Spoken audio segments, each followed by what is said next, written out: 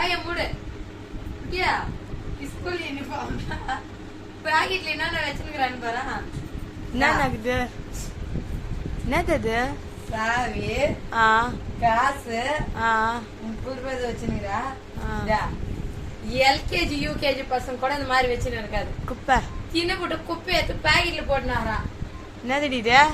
இது என்னது இது? தின்னு போட்டு பாக்கெட்ல போடல. எங்க மாமி துண்டு பாக்கெட்ல போடுறது. அப்போ உன் காசு அதானா? அப்ப நான் கடை கொடுக்குற காசெல்லாம் நீ இப்படிதான் இதான் உனக்கு கடைக்கு அனுப்பின லஞ்சமா இது உனக்கு? கமிஷனா இது? ஆமா வண்டி போன பெட்ரோல் அடிக்கலாம் கமிஷன்.